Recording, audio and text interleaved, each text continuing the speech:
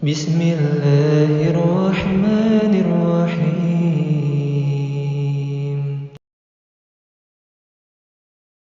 تعالى في كتابه الكريم بعد أعوذ بالله من الشيطان الرجيم. بسم الله الرحمن الرحيم. يا أيها الذين آمنوا اتقوا الله حق تقاته ولا تموتن إلا وأنتم مسلمون. وقال أيضا يا أيها الذين آمنوا اتقوا الله وقولوا قولا سديدا يصلح لكم أعمالكم ويغفر لكم ذنوبكم ومن يطع الله ورسوله فقد فاز فوزا عظيما. وقال رسول الله صلى الله عليه وسلم فإن أصدق الحديث كتاب الله وخير الهدي هدي محمد صلى الله عليه وسلم وشر الأمور محدثاتها وكل محدثة بدعة وكل بدعة ضلالة وكل ضلالة في النار. وخيركم من تعلم القرآن وعلمه اقرأ القرآن فإنه يأتي يوم القيامة شفيعا لأصحابه. ربي اشرح لي صدري ويسر لي أمري واحلل عقدة من لساني يفقهوا قولي. Rabbi zidna ilma warzuqna fahma waj'alna minas sholihin. Amma ba'd. Alhamdulillah, para hadirin jamaah Bapak Ibu, saudara-saudaraku kaum muslimin yang dimuliakan oleh Allah Subhanahu wa taala. Pada kesempatan yang berbahagia ini tidak lupa kita senantiasa untuk memanjatkan puji syukur kita kehadirat Allah Subhanahu wa taala, yang dimana pada kesempatan yang berbahagia ini alhamdulillah atas karunia berupa taufik, hidayah, ma'unahnya dan pertolongannya kita dipertemukan kembali, kita dikumpulkan kembali oleh Allah dalam kondisi sehat, dalam kondisi tidak ada kekurangan apapun baik lahir dan batin. Dan yang paling penting adalah alhamdulillah kita masih diberi karunia nikmat yang paling agung oleh Allah Ta'ala. Nikmat ini merupakan nikmat tiada tara, nikmat yang mudah-mudahan akan kita bawa sampai kita meninggal dunia. Bahkan nanti di akhirat kelak tatkala kita bertemu dengan Allah, maka nikmat ini menjadi syarat untuk kita liqa, berkumpul, bertemu dan bisa melihat dan memandang rupa Allah Subhanahu wa taala di jannahnya. Nikmat apa itu? Nikmat iman dan juga nikmat Islam.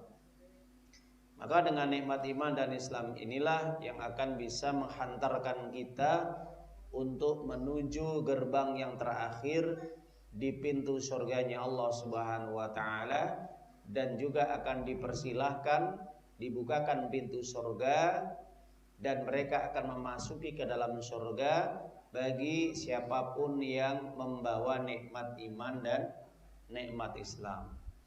Makanya oleh sebab itu para jamaah Bapak Ibu hadirin yang dimuliakan oleh Allah Subhanahu wa taala, maka nikmat iman dan Islam ini perlu kita terus kita pupuk, kita jaga dengan baik, kita rawat dengan baik. Jangan sampai nikmat iman dan Islam yang Allah titipkan, yang Allah anugerahkan ini lepas dalam diri kita.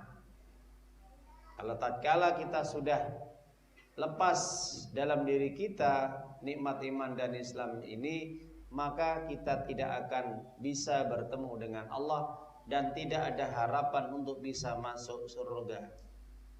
Makanya para jamaah Bapak Ibu yang dimuliakan oleh Allah Subhanahu wa taala, karena syarat mutlak untuk memasuki surganya Allah, untuk bisa bertemu dengan Allah Subhanahu wa taala, maka dengan nikmat iman dan nikmat Islam.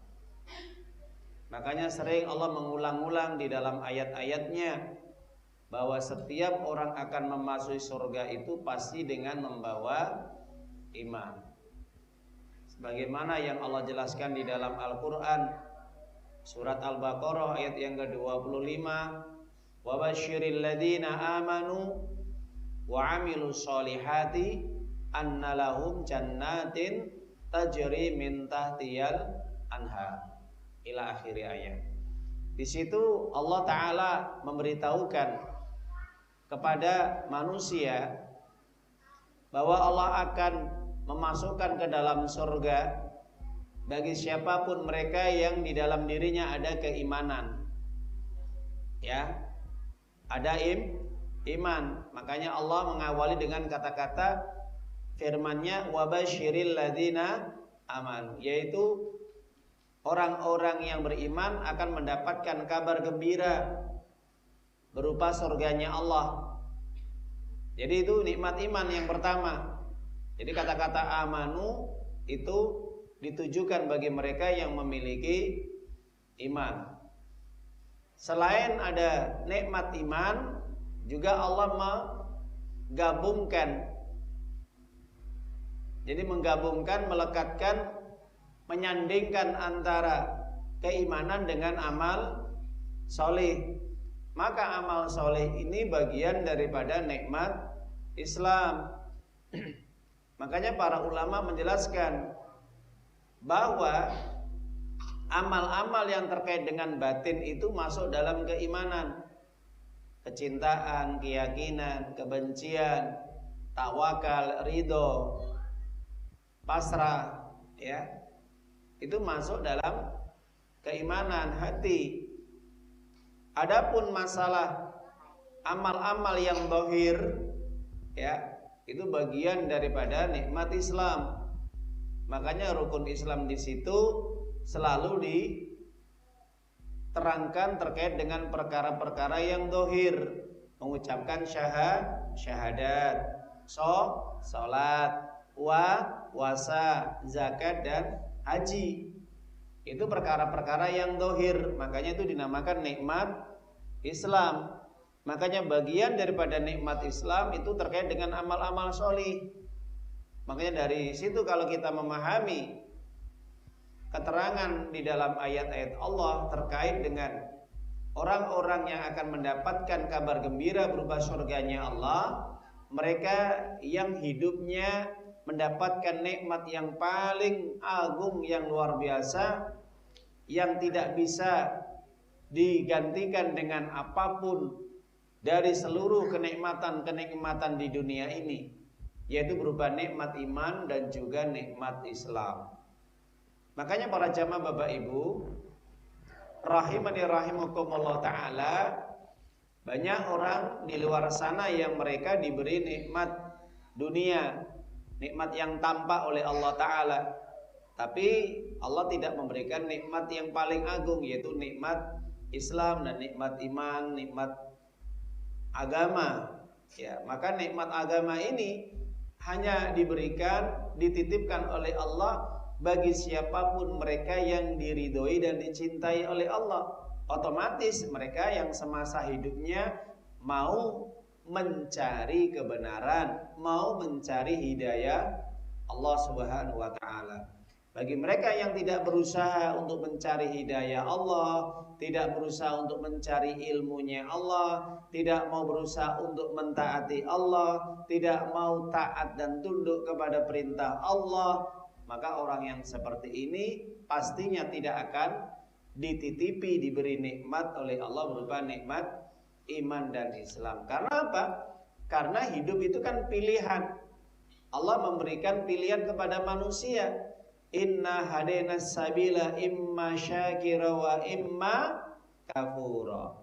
Jadi sesungguhnya kami menunjukkan jalan kepada manusia. Kami tunjukkan manusia ada jalan yang lurus. Kalau dia mengikuti jalan yang lurus, jalanku Islam, iman, ya, mau mencari hidayah, mau mencari kebenaran, maka itu tandanya orang yang bersyukur. Syakura itu bersyukur. Kenapa? Orang yang bersyukur itu orang yang ketika diberi petunjuk oleh Allah, ditunjukkan jalan yang benar. Ini loh jalan yang benar, ini loh jalan ke surga. Syaratnya kamu mengikuti hidayah di dalam Al-Quran, keterangan-keterangan, penjelasan-penjelasan di dalam Al-Quran, dan juga apa yang telah disabdakan, disampaikan, dicontohkan oleh nabinya yang mulia Muhammad Rasulullah Sallallahu Alaihi Wasallam di dalam sunnah-sunnahnya ataupun di dalam hadis-hadisnya. Nah, itu jalan yang lurus, itu jalan yang benar. Maka siapapun orang yang dia meniti, mengikuti, berada di atas jalan yang benar sesuai dengan petunjuk Al-Quran dan Sunnah, maka itu tandanya orang yang bersyukur. Nah, dia memilih jalan yang benar, jalan yang lurus. Nah, sebaliknya kalau orang itu memilih jalan yang bengkok, jalan yang menyimpang, jalan yang sesat, yang tidak diridhoi sama Allah, yang tidak disukai sama Allah, Allah tidak suka dengan jalan-jalan yang menyesatkan, bengkok-bengkok, ya. Nah, ini bisa berbahaya. Kenapa? Karena jalan-jalan yang bengkok-bengkok, jalan-jalan yang banyak, ya, sesuatu yang keluar dari jalurnya Allah, tidak diridhoi oleh Allah, tidak dicintai sama Allah, maka otomatis orang seperti ini orang yang tergelincir, orang yang berpaling. Ya sudah, kalau orang tidak mau mencari petunjuk, tidak mau mencari hidayah, tidak mau mengikuti kebenaran Allah, tidak mau mengikuti bimbingan-bimbingan, nasihat-nasihat di dalam Al-Quran dan sunnah-sunnah atau hadis-hadisnya Nabi Muhammad Sallallahu Alaihi Wasallam, ya sudah, orang yang seperti ini dibiarkan tergelincir, bahkan disesatkan sekalian sama Allah. Maka orang yang seperti ini tandanya orang yang kufur. Ya, makanya ada orang yang kufur nikmat. Nikmat yang paling agung adalah apa? Nikmat iman dan nikmat Islam. Orang yang tidak mau menerima kebenaran Islam dan iman, orang yang tidak mau mengikuti perintah-perintah Allah, aturan-aturan Allah, ini tandanya orang yang kufur nikmat.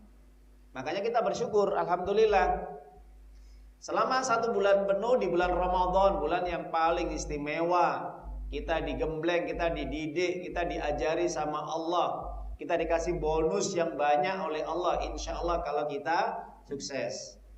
Kita mengerjakan, melaksanakan semua apa yang sudah Allah perintahkan. Kita disuruh puasa di bulan Ramadan, kita menjaga sholat kita 5 waktu, terutama dengan berjamaah. Kemudian kita mengikuti sunnah-sunnah Rasulnya, kebiasaan-kebiasaan Nabi ketika di bulan Ramadan. Kita senantiasa membaca Al-Quran tadarus, baik di siang hari atau di malam hari. Kita juga tidak berhenti di situ, kita juga semangat untuk sholat tarawihnya. Mungkin kita ditambah lagi dengan qiyamul lailnya, ditambah lagi dengan iktikafnya, ditambah lagi dengan kita sedekahnya, berinfaknya. Dan masih banyak ibadah-ibadah sunnah selama di bulan Ramadan kita jalankan kemarin. Maka semua itu tujuannya apa? Tujuannya tidak lain adalah kita supaya semakin dekat dengan Allah. Kita kan cari perhatian kepada Allah kan di bulan Ramadan, supaya Allah ridho, supaya Allah cinta, supaya Allah itu senang dengan kita, supaya amal ibadah kita ini bagaimana disenangi, dicintai, diridhoi sama Allah. Makanya orang ibadah itu bagaimana supaya Allah ridho kepada kita, ya, itu yang paling utama. Supaya Allah bagaimana ridho kepada kita, supaya Allah bagaimana cinta kepada kita. Makanya benar kata Allah di dalam Al-Quran banyak kadang-kadang Allah menyinggungnya, terutama di dalam surat Al-Bayyinah ayat yang terakhir, radhiyallahu anhum wa radu an. Dzalika liman khasyiya rabbah. Ketika mereka ridho kepada Allah, artinya senang ketika diperintahkan Allah untuk ibadah wajib, ibadah yang sunnah, itu dikerjakan dengan lancar, tanpa ada rasa berat dalam dirinya. Kalau dia sudah senang, enjoy, ringan, melaksanakan semua amalan-amalan ibadah baik yang wajib maupun yang sunnah, tanpa ada beban dalam dirinya, tanpa ada keberatan hati dalam jiwanya, maka Allah pun akan ridho. Nah, ini penting sekali yang harus kita pahami. Jadi pada intinya ibadah itu bagaimana supaya bisa mendatangkan ridho Allah dan cintanya Allah. Makanya itulah definisi pengertian ibadah menurut para ulama, sebagaimana Syekhul Islam Ibnu Taimiyah mengatakan al-ibadah huwa ismun jami'un likulli ma yuhibbullah wa yardahu minal aqwali wal af'al adh-dhahirah al-batinah. Jadi pengertian makna atau definisi ibadah itu secara syariat, secara istilah adalah apapun yang terkumpul dalam diri seseorang apabila setiap amalan-amalan yang dikerjakannya, baik ucapan, perbuatan, baik yang tampak maupun yang tidak tampak, lahir dan batinnya, itu bisa mendatangkan cintanya dan ridhonya Allah, itu namanya ibadah. Itu namanya ibadah. Ya. Jelas ya para jamaah ibu yang dimuliakan Allah Ta'ala. Makanya alhamdulillah sampai di bulan Syawal ini kita masih diberi nikmat sama Allah, nikmat iman dan Islam. Artinya dengan bukti yang nyata sampai di bulan Syawal ini kita masih semangat, kita masih gigih, kita masih betul-betul punya tenaga untuk ibadah terus kepada Allah. Kita masih menghadiri majelis ilmu, mendatangi majelis ilmu, menuntut ilmu, mencari ilmu. Salat-salat wajib tetap kita jaga, terutama dengan berjamaahnya. Mungkin baca Qur'annya tidak kita tinggalkan, terus tetap kita istiqomah. Ibadah-ibadah yang pernah kita kerjakan di bulan Ramadan, meskipun tidak sehebat di bulan Ramadan, tidak segigih di bulan Ramadan, dia masih tetap semangat. Itu wajarlah. Kenapa? Karena memang bulan Ramadan itu bulan untuk kita memupuk sebanyak-banyaknya pahala. Ya.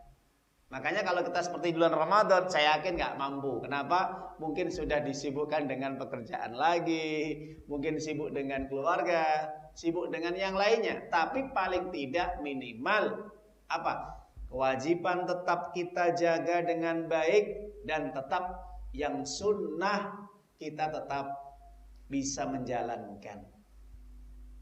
Makanya para jamaah Bapak Ibu yang dimuliakan oleh Allah Subhanahu wa taala, apa yang diinginkan oleh Allah itu sebenarnya dari hambanya itu, kalau seorang hamba itu ketika dia sedang beribadah beramal itu yang paling disenangi oleh apa? Bukan banyaknya ibadah, tapi apa? Kontinuitas, ajat, istiqomah kalau bahasanya. Makanya Rasulullah SAW bersabda dalam hadis Imam Bukhari, al-a'mal ahabbu ilallah adawamu wa inqal.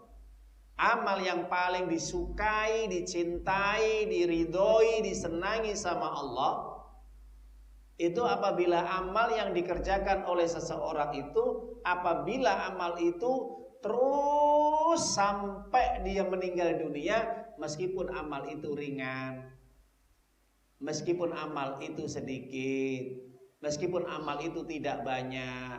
Okay? Jadi Bapak Ibu jamaah yang dimuliakan Allah Subhanahu wa taala, itu yang dikatakan oleh Nabi dalam hadisnya, bahwa Allah ketika sudah mencintai, menyukai amal seorang hamba, maka tandanya Allah sudah ridho, dan pastinya orang tersebut amalnya diterima sama Allah. Makanya di bulan Syawal ini mungkin yang dikasih kemampuan untuk puasa Syawal, alhamdulillah, bersyukur kepada Allah. Mungkin yang belum masih dimampukan oleh Allah, tetap harus punya keinginan, ya, bagaimana kedepannya, tahun-tahun yang akan datangnya bisa menjalankan puasa Syawal, meskipun itu sunnah.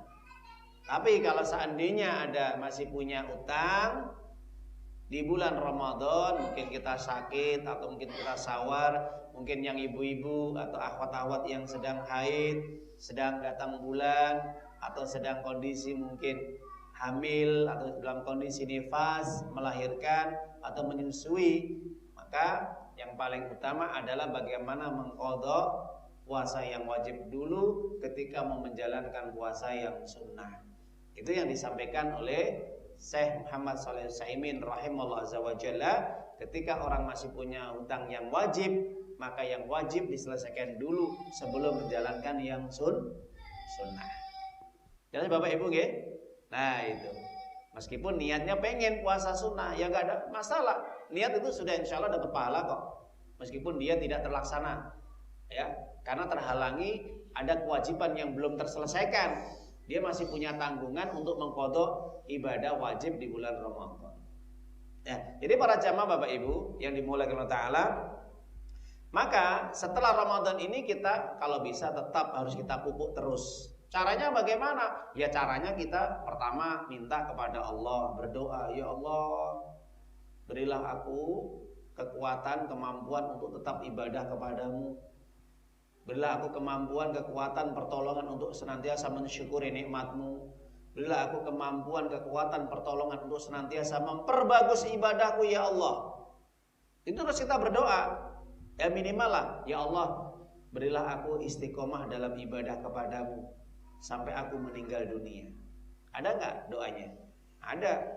Nabi SAW menjelaskan dalam hadis, ya, ketika mengajarkan kepada para sahabat setelah bulan Ramadan atau bulan-bulan yang lain supaya tetap terjaga ibadahnya, istiqomah, supaya semakin bagus ibadahnya. Nabi mengajarkan dengan doanya yang bagus juga. Kalau kita mau baca, kita hafalkan apa? Allahumma a'inni ala dzikrika wa syukrika wa husni ibadatik. Betul ya? Nah itu diajarkan oleh Nabi ibadah.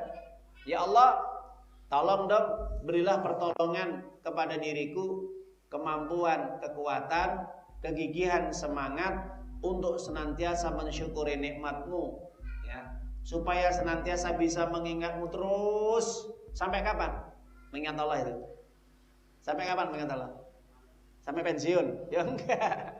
Atau sampai ketika sudah nggak ada pekerjaan, ya, atau sudah punya anak, punya istri? Ya enggak. Mengingat Allah itu ya sampai meninggal dunia. Namanya mengingat Allah, ya. Makanya ini perintah dari Allah. Kalau kita mengingat Allah, pasti Allah akan mengingat kita, ya. Bagaimana cara mengingat Allah? Ya kalau kita ingin mengingat Allah, coba ketika Allah manggil kita, hayya 'alas shalah, nah, ini kan kita diingatkan sama Allah, betul nggak? Diingatkan sama Allah. Ketika kita sudah diingatkan sama Allah, oh itu ada panggilan azan, kita dipanggil sama Allah. Berarti kan Allah mengingatkan kita. Nah, kalau kita mengingat Allah, Allah akan ingat kita. Oh, panggilan azan, kita segera berangkat sholat berjamaah. Oh, itu ada panggilan untuk kewajiban-kewajiban yang lain, pada panggilan untuk belajar, ngaji, dan yang lainnya. Nah, kalau kita ingat kepada Allah, mudah-mudahan Allah akan ingat kepada kita. Dimanapun kita berada, minimal lisan kita terus berzikir kepada Allah siang dan malam. Ya Bapak Ibu, minimal lisan kita senantiasa terus berzikir kepada Allah, mengingat Allah. Makanya Allah akan mengingat kita. Itu janji dari Allah loh. Di dalam Al-Quran surat Al-Baqarah 152, Fathuruni adkurkum. Ya itu. Maka ingatlah kepadaku, pasti aku akan ingat kepadamu. Betul nggak? Nah itu janji Allah. Makanya apapun kita hidup di dunia ini, kalau kita selalu ingat kepada Sang Pencipta kita, pemberi rezeki kita, yang mengatur hidup kita, maka hidup kita akan baik. Betul. Hidup kita akan terarah, hidup kita pasti akan menjadi lebih baik daripada sebelumnya. Amalkan setiap ayat Allah itu, amalkan, ya. Jangan sekedar kita hafal tapi tidak kita amalkan. Para jamaah Bapak Ibu yang dimuliakan Allah Ta'ala, ini ada cerita pada zaman ulama salaf, ya, yang dimana ketika Bishr al-Hafi ini pernah ditanya, ada seseorang yang dimana ketika di bulan Ramadan ini orang ini semangat sekali, luar biasa, rajin ibadahnya, sholatnya, tahajudnya atau mungkin terawihnya, ya, puasa juga, sholat jamaahnya, baca Qur'annya, datang ke majelis ilmu, menuntut ilmu, mencari ilmu, sedekahnya, dan masih banyak lagi amalan-amalan yang lain. Pasca Ramadan berlalu, setelah Ramadan meninggalkannya, apa yang terjadi? Maka orang yang seperti ini, yang di bulan Ramadannya dia itu betul-betul luar biasa, semangatnya, giginya dalam ibadah kepada Allah, tapi setelah Ramadan berlalu, akhirnya amalan-amalan tadi ditinggalkan. Mulai awalnya sunnahnya ditinggalkan, sudah mulai malas baca Quran,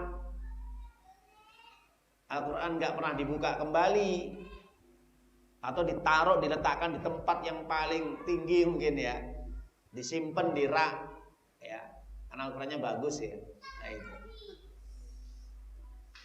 Atau bisa juga ketika dia semangat menuntut ilmu ini sudah melempem lagi, sudah futur, malas untuk mendatangi majelis ilmu, ini sudah malas karena disibukkan dengan urusan-urusan dunia. Atau mungkin sudah capek, aras-arasan, malas juga datang ke sholat berjamaah, ke masjid atau musola.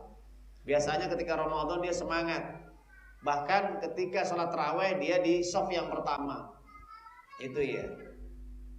Tapi setelah bulan Ramadan berlalu, dia tinggalkan itu sholat berjamaah. Apalagi qiyamul lail atau tahajud, ya mungkin nggak kelihatan lagi. Nah, orang yang seperti ini bagaimana? Ketika ditanyakan kepada Bishr Al-Hafi ini, seorang ulama salafi, maka Bishr Al-Hafi mengatakan, kalau model-model orang seperti ini, atau mungkin kaum masyarakat yang ketika di bulan Ramadan mereka antusias, semangat meramaikan masjid musola dengan sholat tarawihnya, dengan tadarusnya, baca Qur'annya, sholat berjamaahnya nggak pernah bolong-bolong. Atau mungkin semangat baca Qur'annya, semangat sedekahnya, atau kalau ada majelis ilmu, pengajian-pengajian dia selalu hadir. Tapi setelah Ramadan berlalu, apa yang terjadi? Ditinggalkan. Akhirnya melempem kayak kerupuk. Ya Bapak Ibu ya. Nah, maka Bishr Al-Hafi mengatakan, Bisal kaum alladzina la ya'rifunallah haqqan illa fi syahri Ramadan. Alangkah buruknya, alangkah jeleknya orang yang dimana ketika dia mengenal Allah, ketika dia beribadah kepada Allah, itu hanya di bulan Ramadan saja. Ini termasuk orang yang paling buruk, orang yang paling jelek. Nah, kok bisa Bapak Ibu? Nah bagaimana? Enggak. Wong dia ini ibadah cuman hanya mengambil momen tertentu. Semangatnya ketika ada momen-momen tertentu. Ramadan semangat, menjaga kewajibannya dijaga, tapi setelah Ramadan akhirnya dia tinggalkan. Bahkan yang tragis, dia tinggalkan sholatnya 5 waktu. Akhirnya kembali kepada habitatnya yang lama, komunitasnya yang lama dulu, yang kebiasaannya mungkin gak pernah sholat, gak pernah ngaji, dan gak ibadah-ibadah yang lain. Maka setelah Ramadan berlalu, dia kembali kepada komunitasnya yang buruk, teman-temannya yang buruk ya. Akhirnya mungkin banyak mereka yang kembali minum, mereka meninggalkan sholat. Mereka orang yang seperti ini akhirnya merasa enjoy, senang dengan kebiasaan-kebiasaannya yang buruk lagi. Nah, jadi para jamaah Bapak Ibu, ini termasuk orang yang paling buruk. Karena apa? Kalau istilahnya ulama-ulama sekarang atau ustadz sekarang itu mengatakan ini termasuk ibadah musiman, ya. Makanya kalau mungkin musim mangga, musim duren, musim nanas, musim ketika waktu musim madu ya, atau musim-musim yang lain ya. Ketika musim kurma itu wajar Pak ya. Tapi kalau ibadah boleh nggak musiman? Nggak boleh. Ibadah itu tidak boleh musiman. Allah yang diibadahi di bulan Ramadan sama sebagaimana Allah yang diibadahi di bulan-bulan yang lain. Jadi nggak ada perbedaan. Di bulan Dzulqa'dah, di bulan Dzulhijjah, di bulan Muharram, di bulan setelahnya terus, Rabiul Awal, Rabiul Tsani, Jumadil Awal, Jumadil Tsani, dan sampai kembali lagi Ramadan, itu sama tetap Allah harus diibadahi. Tidak sedikit pun bergeser. Tidak ada perbedaan. Ya, jangan dibeda-bedakan. Oh, di bulan Ramadan Allah diibadahi. Setelah Ramadan berlalu, tinggalkan Allah. Ini kan namanya ibadah musiman. Jelas Bapak Ibu nggih? Lah, kemudian beliau melanjutkan lagi. Inna soleh, orang yang soleh, alladzi yata'abbad wa yastahidu sannah kullaha. Jadi yang dinamakan orang yang soleh itu, Bapak Ibu, dengarkan. Orang yang soleh itu adalah tandanya ketika di dalam jiwanya itu sudah betul-betul nancep, ya. Rasa semangatnya bersungguh-sungguh beribadah kepada Allah sepanjang hidupnya. Sampai kapan? Sampai datang ajal atau kematiannya, maut. Itu baru selesai, sudah urusan selesai. Kalau sudah meninggal, wafat, ya sudah selesai urusan. Itu baru sudah terakhir dia ibadah. Ya. Maka di sini para ulama menjelaskan dalam hadis, dalam Al-Qur'an bahwa ibadah sepanjang hayat, sepanjang hidup itu harus dijaga karena ini tandanya orang yang soleh. Orang soleh itu adalah orang yang ibadahnya tidak musiman. Dia tidak pernah membeda-bedakan ini musim A, musim B, musim Ramadan, musim Syawal, musim haji, musim Rajab, atau musim bulan-bulan yang lain yang dia pilih-pilih. Nanti bulan haji ya semangat lagi. Setelah bulan Zulhijjah ya, atau musim haji melempem lagi kayak kerupuk. Enggak. Tetap dia semangat ya. Dia tidak pernah memilah. Oh ini Ramadan, ini Zulqa'dah, ini Zulhijjah, ini Muharram dan seterusnya. Sampai nanti datang bulan Sya'ban, Ramadan kembali, dia tetap seperti itu ibadah kepada Allah. Sholatnya dijaga. Dan terus semangat dia ibadah-ibadah yang lain yang sunnahnya juga tetap dijaga. Sampai Allah mewafatkannya. Makanya Allah Ta'ala mengingatkan di dalam surat Al-Hijr ayat yang 99, ayat yang terakhir. Surat ke berapa? 15. Allah Ta'ala menjelaskan, wa'bud rabbaka hatta ya'tiyakal yaqin. Sembahlah Allah, ibadailah Allah, Rabbmu, itu Rabbmu itu, sesembahanmu, penguasamu, penciptamu, yang mengatur hidupmu, yang menjamin hidupmu, yang memberikan rezeki kepadamu, itu terus kamu ibadahi sampai kamu diwafatkan sama Allah, sampai meninggal, sampai datang apa? Yakin. Maka al-yakin, Hasan al-Basri, Imam Mujahid dan yang lainnya ahli tafsir mengatakan dari kalangan tabi'in yang dikatakan yakin dalam ayat itu adalah kematian maut.